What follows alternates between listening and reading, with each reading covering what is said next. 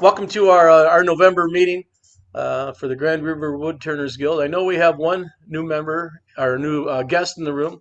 Welcome, and we will hopefully you will be slightly entertained today.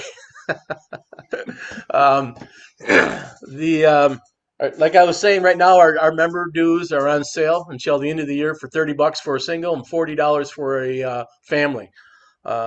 And that includes all next year. And right now we have no demonstrations on file, but we will. And we are hoping to get three or four professionals, and we we've been including those in your along with the membership, so we don't charge extra if we do a professional woodturner.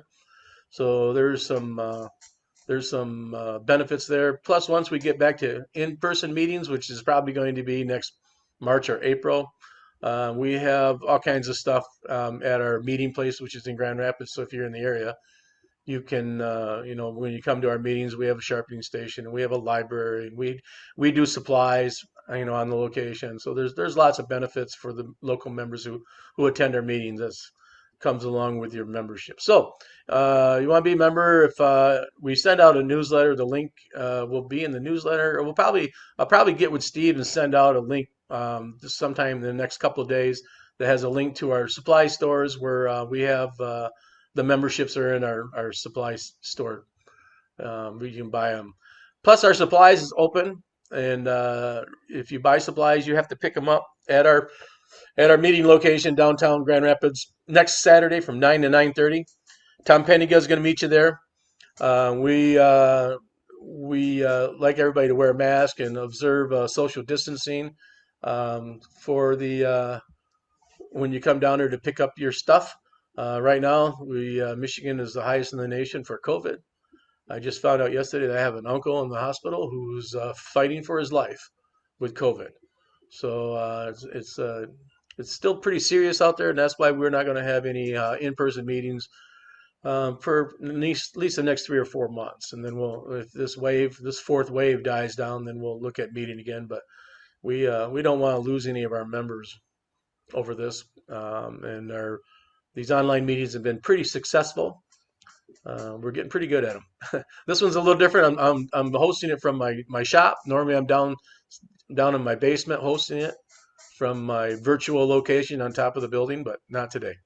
So if you have, I still see it says a chat there. Hopefully that was what the supplies one was. Let me move it down my list. Next month is a members only meeting. We have Barbara Dill online.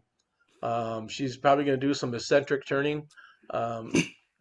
Do we know exactly what she's doing? John Singleton, I seen you in the room. Do you know what she's going to do?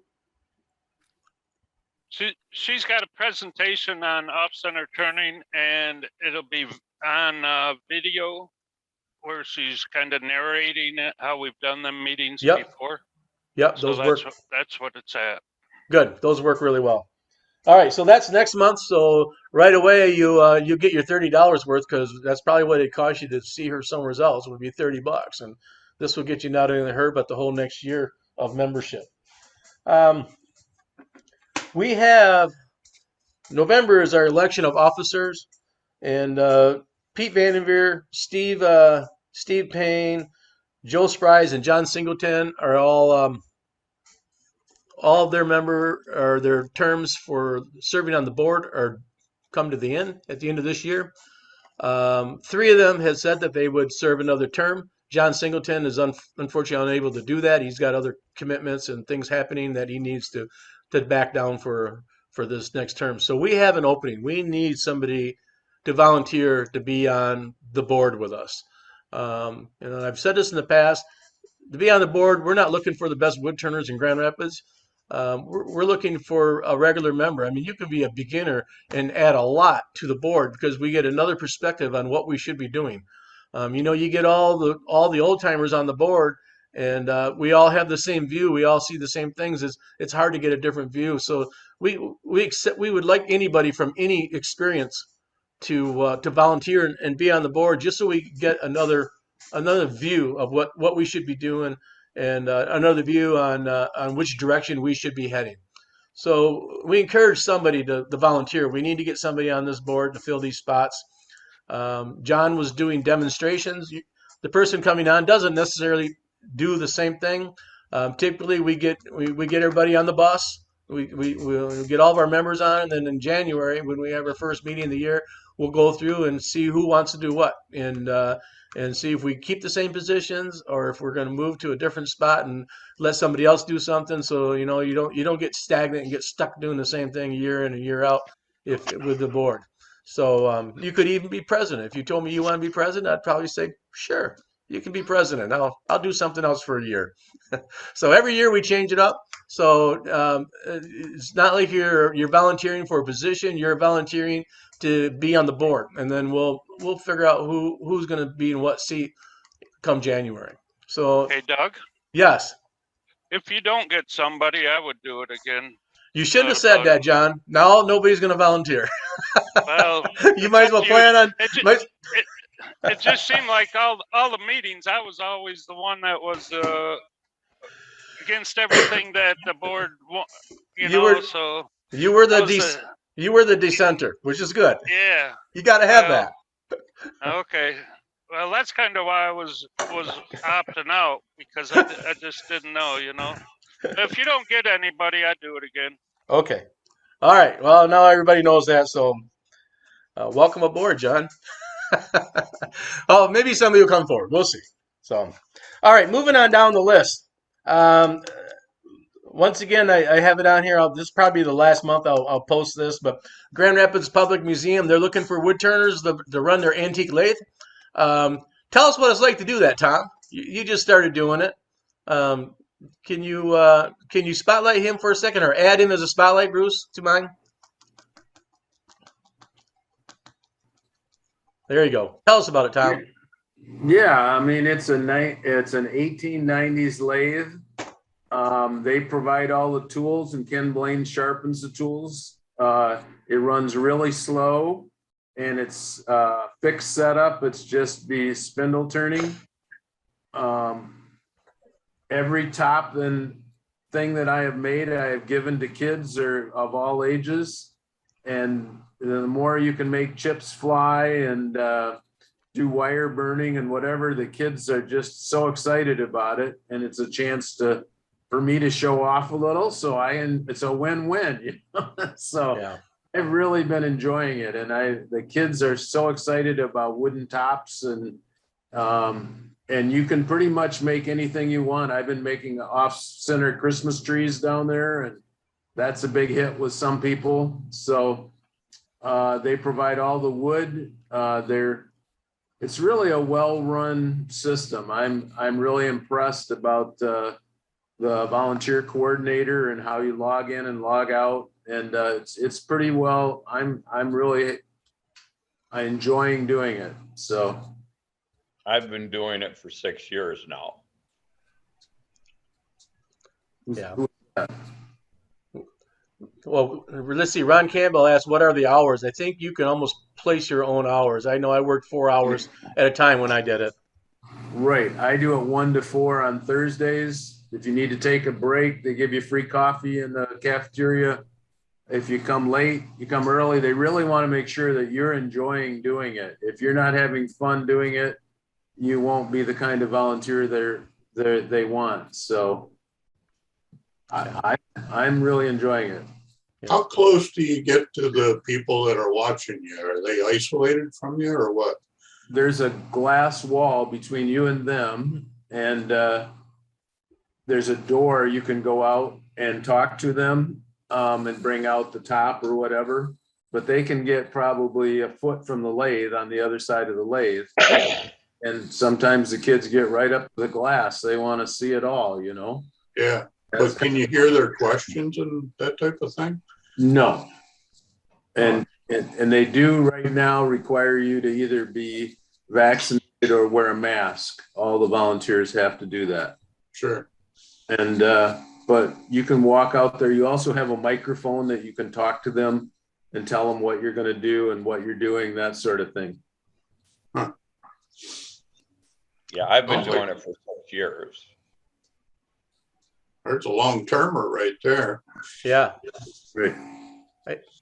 I know I did it for a couple of years. I really enjoyed it. It was, it's just kind of far for me to drive. It's a half hour to get down there, and in the wintertime, just wasn't much fun, So I had It's to give free it up. parking. The free parking, they give you a pass to get out so you can park in the structure. So it's, Yeah. Okay. Well, that's that. If you want to do that, get a hold of Tom or get a hold of Ken Blaine. Probably either one of them can hook you up. I think Ken Blaine is a person listed in our email and our newsletter. So get a hold of him, and they'll get you on board with doing that. It's really gratifying to do it. You a lot of thanks and a lot of appreciation for what you're doing. Speaking of appreciation and all that, we were contacted earlier this month, November 2nd, about making gavels, mini gavels for Adoption Day for the 17th Circuit Court in Kent County. Their adoption day is December 2nd, and they run through 20 to 25 adoptions in one day, and they want to hand out gavels. They have to mail these out in advance because they're doing all these on Zoom because of the COVID. They're not in person doing these. So they mail out these little gavels to the mini gavels to all the families, and then when they're online and with the judge and they're finalizing the adoption, when the judge smacks his gavel and says it's finalized, the kids can all hit their little gavel too. It's a great little memento. So we got together, I think 6 or 7 of us, and we met with 2 members from the court last Wednesday, I believe it was. Let's see, not pictured there. It was Tom Penninga and Terry Leapers. They were able to make it down. We met them at lunch right next door to the Jam at that Mud Penny restaurant. But there's Dave Curley, Pete Vandermeer, John Behrens, and me, and then Holly and Mary from the 17th Circuit Court. And they were really happy that we had done this. And we ended up giving them, I think, 40 mini gavels. So they have extras that they can mail to some kids that a year ago didn't get one. And they now have my email, and they're going to contact me if they are winning, if they're going to do this again. But they plan on making us a regular part of doing this. So yeah, I thank everybody for doing that. It was a lot of fun, and the next time that pops up, I'll send an email out to the guild like we did this last time, and see who all is interested in making them. And it's something that's a real feel good thing that we did that. It's fun to do. They were fun to make. It took me a couple afternoons, and I had like 7 of them made. So yeah, that was going on in the last month. Let's see. I'm looking at my list here to see what else. Let's see. We're going to have a raffle today for people who participate in show and tell. Not a raffle. We're going to have a giveaway for show and tell and for the President's Challenge. The President's Challenge was Christmas gift or Christmas ornament. That was our demonstration last month, so that's the President's Challenge this month. So we will keep track of that. Dave Curley, are you in the room? Can you keep track of this like you've been doing for us? Yes, I can. All right. So Dave's going to keep track of everybody, and then he'll draw from his magical hat a name, and we're going to give away a $10 Woodcraft gift certificate to one for the presidents and one for the show and tell. I think we probably can start with show and tell. I see there's lots of chats. Is there anything in chat that we need to talk about there, Bruce? I think I saw most of them pop up here on my screen as we were going along. I think the only thing I didn't mention was that when you become a member or when you become a woodturner at the museum, you get a free membership, right? I think that was one of Ray Lanty's. Yeah. Okay. Nothing else in the Other chat. than that, you've covered it Okay. all. All right. Let's do show and tell. If you've got a show and tell, raise your hand or put it in the chat, and Bruce will try to catch it.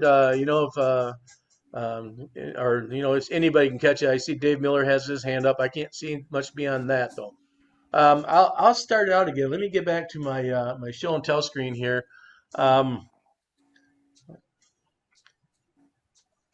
Okay, I got this show and tell from Jim Rosen, right? Jim Rosen, you sent me this. Unmute your mic, Jim, and tell us about your piece.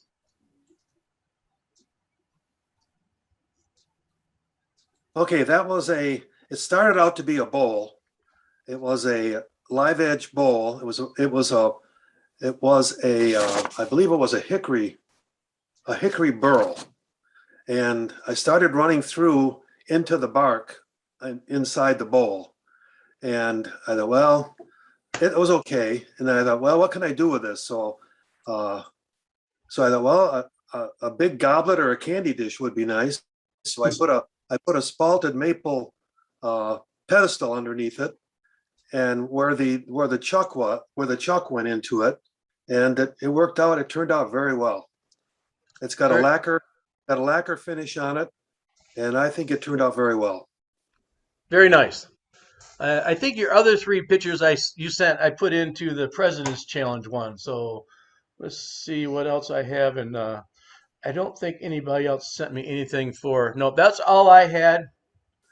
That was all I had that was sent to me for show and tell. So now we can start going down the list. Are you going to cycle through them, Bruce? It looks like I got. Yeah. I don't know who it is. It says they. But we'll put them on. I know. There you are. Yeah. So some of the free wood I got this summer, I wound up trying a different idea. I just took the wood, got it to the size that it would actually spin on the lathe, and kind of just did a live edge, odd shape. And to explore that idea, the other night I tossed this on the lathe to just go for an actual square. Nice. I'm one of those obstinate people that just wants to do what's not right. So turning a square on the lathe seemed like a cool idea. So anyway, that's what I got for show and tell today. Cool. Okay, next looks like David. Yeah. Let's see if we can get him up there. There we go. There you are, Dave. You're on. All right. So I made a lot of bowls with just real simple bases on it. And lately, am I unmuted? Are you guys hearing me? Yeah, we hear you. Yep, we can hear you good. Lately, I've been trying to expand and do some things with, carved feet on the bowl. So this is my first example of that. Turned out all right, I thought. Interesting challenges for me is actually trying to sand the bowl while it was still wet. Usually I've been waiting till they were dry first, so I had to deal with sandpaper gumming up. The other change to feet that I did was actually make a natural edge bowl with a round bottom, which so it's surprisingly stable when you put it down on a tabletop or something. I've seen Al Hockenberry on the AAW forums talks about doing this. And my real goal is to make natural edge bowls with feet on them, but I think I need a vacuum chuck before I can do that successfully. So that's my next step. And that's it. Hey, Dave, Yeah. when you wet sand, really wet sand, wet your sandpaper with water and 3 or 4 drops of soap, dish soap, and it won't clog up. You get a nice slurry going, and you just keep sanding away, buddy. Really? Okay. I'll try that. Thanks. Yeah, I gotta find Ron.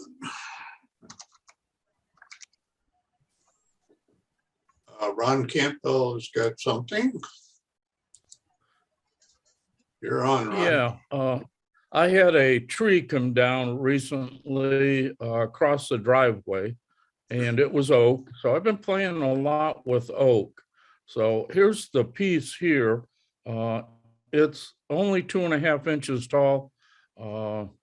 It's an experiment. I've got 5 of these going right now. It's about 3 millimeters thick. And then I use the sandblaster to blast through the soft wood. The medium I used was glass beads. I do have, I've got some crushed glass that just came into me this week, and hope to start. I've got a thicker piece. It's probably around 4 millimeters thick, and see if I can blast through that with the more aggressive beads. That's pretty cool. And that's all wet wood, right, Ron, when you do that? Yeah, I even, when I sanded it, I did sand it some inside, used the wet sanding method. Yeah, you don't have to do sanding, honestly. The key to success in this is taking and making sure your wall thickness is consistent. That, and I had a problem with I don't have enough volume in my compressor, and it'll build up to 150 psi. Well, I've learned I got to blow some of that out away from the piece because it's going to fall back to an even 100. And when you first hit the piece at 150, it'll blow it right out of my hand and almost blew through the sidewall. So that's, it's an experiment. It's going to take a great deal of time, I think, to work on this. Pasquale said he's been doing it for 6 years and still blows through pieces. So when you're doing the blasting, are you doing it from both inside and outside, or just strictly outside? I've done it both ways, Bruce. I like doing the inside. It helps eat part way through, but on a little piece like this, it was difficult to do, and you don't have a lot of control then because you don't have much room to move the nozzle around. So the majority of it was done on the outside. I have a couple bowls where I've done both. And the end grain is much more difficult to do. And I've had trouble both inside and outside doing bowls. Interesting. I've not done much blasting. It's a lot of fun. It really is. And it creates something that's quite different. Cool. Is there anybody else with the show and tell? I thought I saw Dave Miller with his hand up, but I think Ruby tried to chat me, and I think she was asking if she can share on her iPad. And I know there's a way to do it, but I don't know how. I've never logged in with my iPad and tried to share a screen. So, but there is a way to do that, Ruby. Somewhere you can touch it, and there should be a share screen of. Dave's got his hand up, so we'll spotlight Dave. You're on, Dave. Yeah, I just made this cherry bowl here, and I haven't put a finish on it yet. I'm still waiting on what to use on it. And I figured this was a good meeting since it's going to be about finishing. And then I've been making a couple of lidded boxes. Oh, got a nice suction fit there. Oh, yes. And then when he showed the oak, I found this small piece of oak that I had and did kind of an end grain on it. And I think it turned out quite nice. Oh, yeah, it's really pretty. So what's the finish you got on that, Dave? This one is just lacquer finish on both of the lidded boxes, but I haven't done anything because I want to try and experiment with some different finishes on that cherry bowl. Yeah. So are you using a brush on lacquer, or are you actually spraying it? Wipe on poly. Wipe on. Okay. Cool. Anybody else? Yeah, I can show you a picture of my pieces that are on my phone. So you're spotlighted, Ruby. Oh yeah. Hurts. Just hold still. Those are beautiful. The one blank.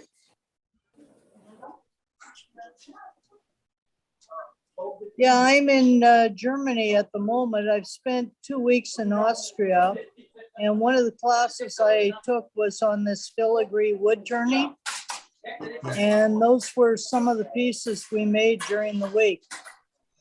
They look like they're tiny. How big are they? They're actually a fair size. So you're gonna do a demo on that, right? When you get back? Actually, I now have the tools I would be able to. Sorry about the background noise, but I'm at the airport. Oh, That's fine. that's fine, yeah. Yeah. Nice pieces, Ruby. They look cool. Thank you. Yeah. Oh, Is there anybody else? I got one. So I can't spotlight myself. Or can I? Yeah, I can. You are. I am spotlighted. Well, I wasn't before. So I got to do a share screen. For those of you that come to the West Michigan woodturners, this will bore you. But this is a cherry platter. And this is from a sawmill skin. So what you're seeing is some of the sapwood leaking through. But one of the things I like about using the skins is you can see how widely separated the grain is on them. And that's just because of where you are in the diameter of the tree that gives you that. So there's the profile in the back. And it's about 13 inches across. And when I took this picture, I was in the process of putting the gallery quality finish on it that I think Doug's going to talk about today.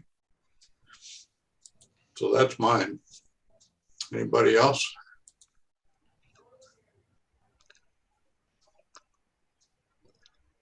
Is that it? Mine, Yeah. can you hear me, Doug? Yeah. Okay, mine's not about show and tell, but you remember that mesh sandpaper I gave you when you did that burrow for me that day? Yep. Have you used it? Oh, that was a long time ago. Yeah, that's done and gone. All right. In the other guild with Tom and them, the place I get that at, and if anybody's tried it, I think the stuff is amazing. It doesn't plug up as easy as regular paper. We have a place that distributes to factories and stores. And I'll have to go out to the barn and get a box of it because I can't think of the name of it, but Ken will know it. It's not the Festool paper, but it's like a screen. And when it plugs up, you just shake it. A box of that in most of the stores, I think, is right around $50 for 50 of them. We can get it out this other place for $20 a box. Wow. So towards the end, I'll go out and get a box, and I have a business card here. Somehow I'll get it close enough to the camera so everybody can tell what it is. But the stuff is amazing. But it's a distributor, it's not a store. is it the Abranet? Yes. It's excellent. I mean, it's the craziest stuff in the world, but it's expensive to buy, but they're selling it to the other club out there at wholesale price. And they'll even come and give a demonstration on everything they have. They have polish and stuff, everything under the sun out there, but they're a distributor, it's not a store. I guess that's it, Doug. All right. Okay, so that concludes show and tell, I think. Dave, do you want to draw a person right now? Sure. I have pulled Dave. Sorry if I don't pronounce it right. Bungie. David Bunge. Bunge. Okay. All right. I don't know if Ken's got his email. If you've got one of my email lists of the whole guild, he's on there, Ken. Otherwise, I'll forward it to you again. So, okay, let's go now to let's go to the President's Challenge.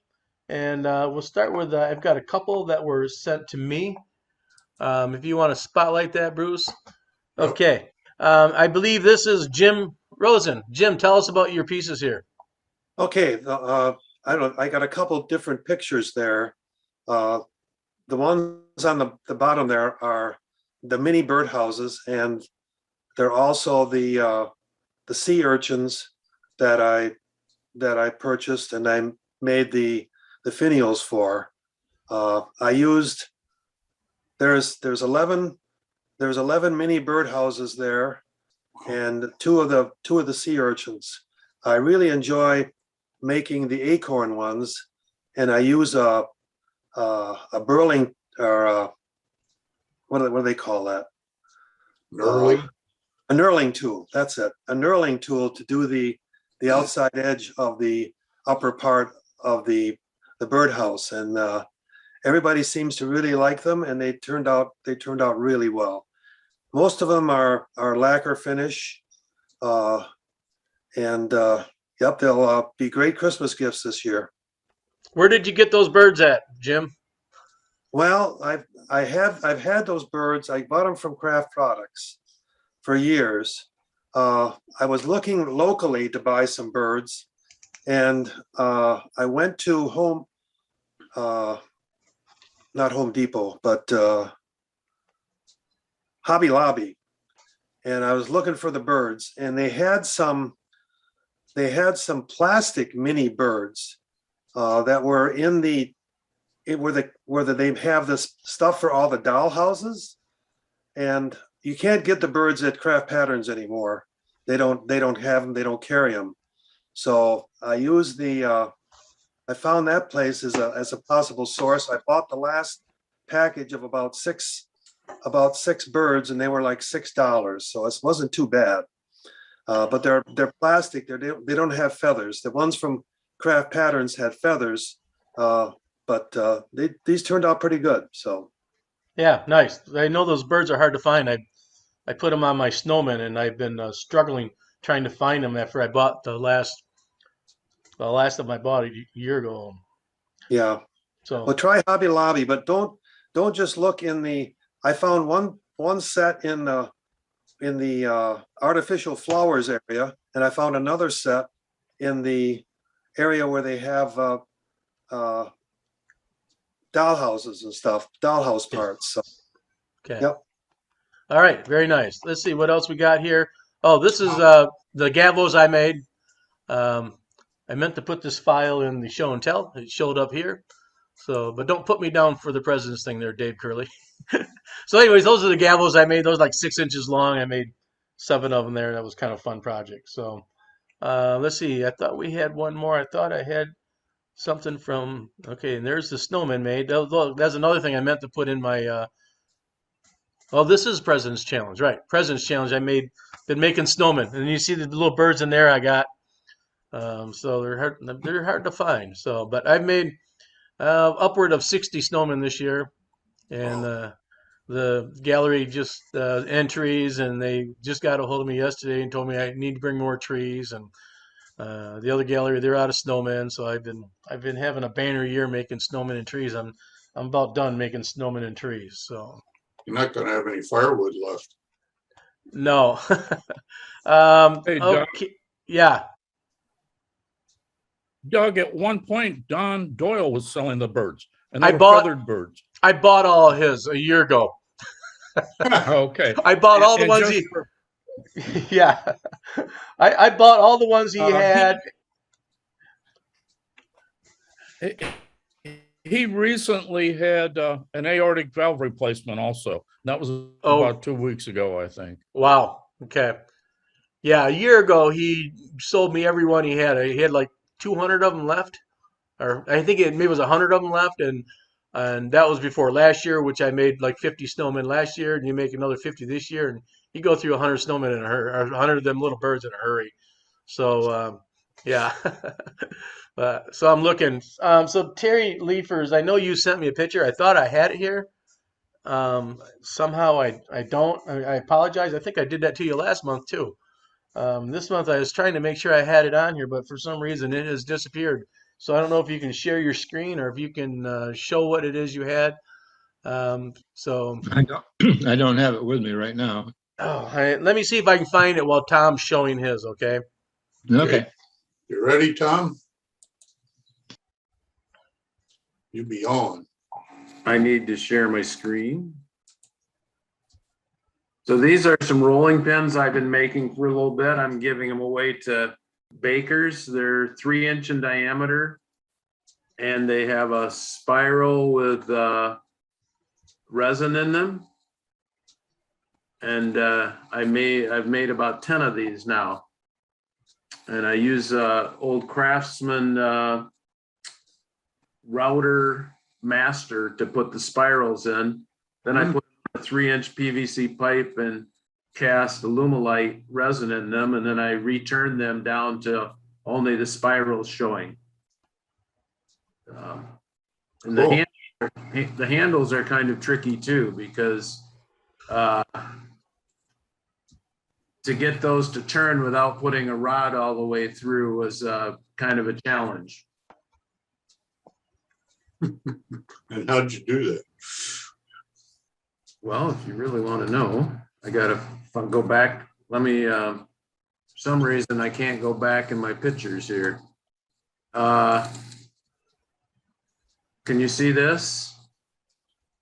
So there's a shaft, this is one turning. There's another turning with a step on it here that goes into that I bored into the end of the actual roller. Yeah, we're not getting that, Tom. We're just getting a smaller version of the picture you had up. Okay, well, hold on. Can you see that? There you go. Okay, so this is a shaft that goes through this. This is one turning with a hole in it. And this is a shaft that has a large head and then a shaft that goes through, and then there's a step into a hole in the actual rolling pin. So that was a little measuring and get it so it all worked and runs true. Nice. Really nice. All right. Anybody else? I found that picture of Terry's. So if you can spotlight me. You're on. Hang on, let me get back to this screen here, and there's your piece, Terry. Tell us about it. Well, it's just a sea urchin. And turned the finials for it. Got the sea urchins down in Florida when I was there about 2 or 3 years ago, and got half a dozen of them back. Turned them into Christmas tree ornament. Buy them on Amazon for about the same price as a souvenir shop in Florida. Different species and different sizes. I like the satellite sea urchin. They call it satellite. Okay, very nice. So where do you get those sea urchins at? Well, in Florida, you go to the gift shops where they sell seashells and coffee cups and things like that. Okay. On Amazon, they sell the satellite version, and then there's, can't remember the name of the other kind of sea urchin, or spiky. Okay. Very nice. They come in different colors too. Some of them are pink, some of them are, different colors. I think maybe a light blue and more white. A friend of mine, this is Jim, a friend of mine found some at Seashell City up north, just off of I-75 there up by, I think it's north of Grayling. They had some up there, but. North of Gaylord. North of Gaylord, okay. All right. Very nice. Anybody else got anything for the President's Challenge?